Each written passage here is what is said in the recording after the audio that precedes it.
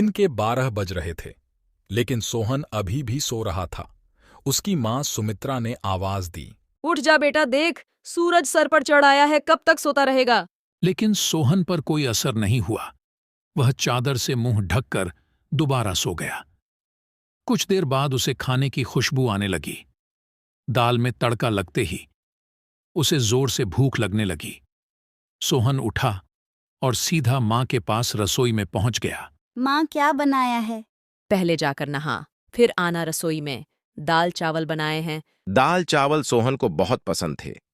वह फटाफट आंगन में गया और हैंडपंप से बाल्टी भरने लगा। इसी बीच उसे याद आया कि उसने दांत तो मांजे ही नहीं। उसने फटाफट मंजन लेकर दांतों को रगड़ लिया और मगा साबुन लेकर बैठ गया नहाने। जल्दी से नहाकर कपड़े पहनकर रसोई में पहुंच गया। तब तक खाना तैयार हो चुका था। मां ने खाना परोस दिया। खाना बहुत ही स्वादिष्ट बना था।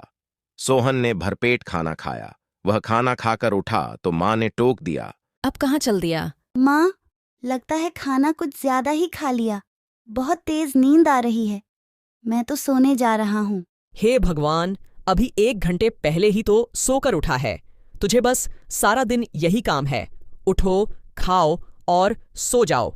तुझे पता है तेरे पिता खेत में कितनी मेहनत करते हैं, तब हमें 2 वक्त की रोटी मिलती है। कुछ नहीं तो जाकर उनकी मदद ही कर दिया कर। उनके लिए खाना ले जा, मैं अभी तैयार कर रही हूँ। सोहन पर तो जैसे दुखों का पहाड़ टूट पड़ा। माँ, तुम्हें पता है इतनी धूप में पहले एक बार मैं खाना देने गया था, आकर कितना बीमार पड़ गया था। तुम ही चली जाना, मैं तो सोने जा रहा हूँ। सुमित्रा को बहुत गुस्सा आया। इससे पहले वह कुछ कहती, सोहन तेजी से अपने कमरे में जाकर सो गया। सुमित्रा खाना लेकर खेत पर पहुंची। कबीरदास बहुत मेहनत से खेत जोत रहे थे। सुनो जी, पहले खाना खा लेते। अरे, तुम इतनी धूप में क्यों परेशान होती हो? सोहन के हाथ से खाना भेज देती। हमारे तो भाग्य ही फूट गए हैं। ऐसा आलसी बेटा मिला है, बस खाता है और सो जाता है। भगवान जाने इस लड़के का क्या होगा। चिंता मत करो, एक दिन सब ठीक हो जाएगा। सोहन के माता पिता सोहन की आदत से बहुत परेशान थे। वह कोई भी काम नहीं करता था, बस सारा दिन सारी रात सोता रहता था। एक दिन सोहन के पिता ने कहा, बेटा, मैं खाद और यूरिया लेने शहर जा रहा हूँ। 2 दिन लग जाएंगे। फसल तैयार होने वाली है। तू सुबह खेत पर चले जाना और सारा दिन वहीं रहना। शाम को खाना खाकर रात को वहीं सोने चले जाना।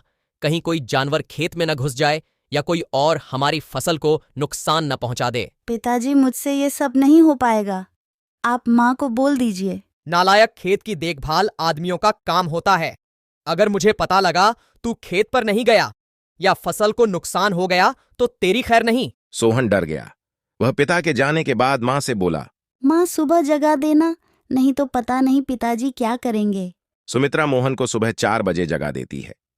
सोहन हाथ में फावड़ा लेकर खेत में पहुंच जाता है। वहां जाकर देखता है चारों ओर ठंडी हवा चल रही थी। वह एक पेड़ के नीचे बैठ जाता है। तभी उसे हल्की हल्की रोशनी नजर आती है। पूरा खेत लाल रोशनी से भर जाता है। सोहन ने यह सब पहली बार देखा था। वह आश्चर्य से सब देखता रहा। कुछ ही देर में सूरज उगने लगा। यह देखकर सोहन को बहुत आश्चर्य हुआ।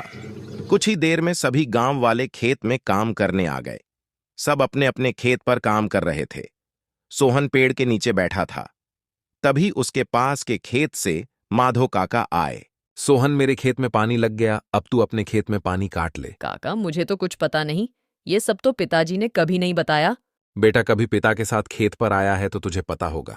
माधो काका ने अपने बेटे को बुलाकर पानी सोहन के खेत की ओर कर दिया। जब पूरा खेत भर जाए तो हमें बता देना। सोहन बैठकर देखता रहा, लेकिन सुबह जल्दी उठने के कारण उसे नींद आ गई। खेत में पानी बहुत ज्यादा भर गया। तभी माधो काका दौड़ते हुए आए। नालायक, यहां सोने आया था, अपने पिता की सारी मेहनत बर्बाद कर दी, सारी फसल नष्ट हो गई। सोहन हड़बड़ा कर उठा। उसका खेत पानी से लबालब भरा हुआ था। माधो काका ने जल्दी से पानी दूसरी ओर काटा, लेकिन तब तक बहुत देर हो चुकी थी। लगभग आधी फसल खराब हो चुकी थी। काका, अब कुछ नहीं हो सकता क्या? नहीं बेटा, तैयार फसल का ध्यान बच्चे की तरह रखना पड़ता है। समय से पानी देना, खाद देना, जानवरों से बचाना। इसीलिए हम दिन रात खेत पर रहते हैं। अब तो भगवान ही मालिक है। सोहन पेड़ के नीचे बैठा रोता रहा। दोपहर को सुमित्रा खाना लेकर आई। उसे सब पता लगा तो उसने भी सोहन को बहुत डांटा। शाम को सोहन घर नहीं आया, न ही उसने खाना खाया। उसकी भूख, प्यास, नींद सब उड़ चुकी थी। अगले दिन जब कबीरदास घर वापस आए तो उन्होंने सोहन के बारे में पूछा। सुमित्रा ने सारी बात बता दी। कबीरदास सब छोड़कर दौड़ते हुए खेत पर पहुंचे। उन्होंने देखा मोहन पेड़ के नीचे बैठा रो रहा था। आधी फसल खराब हो चुकी थी। पिताजी, मुझे माफ कर दीजिए, मेरे आलस ने इतना बड़ा नुकसान कर दिया। आप चाहें तो मुझे पीट लीजिए। नहीं, तुझे मारने से फसल ठीक नहीं होगी। वादा कर आज के बाद कभी आलस नहीं करे। सोहन की आंखों से अब भी आंसू बह रहे थे। सुमित्रा ने उसे खाना दिया, लेकिन उसने नहीं खाया और वह अपने कमरे में जाकर रोने लगा। जी अब क्या होगा, आधी फसल तो बर्बाद हो गई। सुमित्रा कोई घाटे का सौदा नहीं है। आधी फसल देकर अगर बेटा सुधर गया तो यही काफी है। कबीरदास ने सोहन को बुलाया। बेटा, अब तो नुकसान होना था हो गया। अब हमें कल से आधे खेत की फसल उखाड़कर दोबारा बोनी होगी। पिताजी, आप बाकी आधे खेत में खाद यूरिया लगाकर उसे काटने का इंतजाम कीजिए। मैं इस पर अकेले काम करना चाहता हूँ। अगले दिन सुबह 4 बजे सोहन अपने पिता के साथ खेत पर पहुंच गया और पिता के बताए अनुसार खेत पर काम करने लगा। 4 महीने कठिन परिश्रम करने के बाद नई फसल कुछ बढ़ती हुई दिखाई देने लगी। सोहन अब एक कर्मठ, मेहनती इंसान बन चुका था। आप इस चैनल को सब्सक्राइब कर लीजिए। वीडियो बनाने में बहुत मेहनत लगता है, तो वीडियो को लाइक और आपको ये कहानी कैसी लगी उसके लिए कमेंट करें।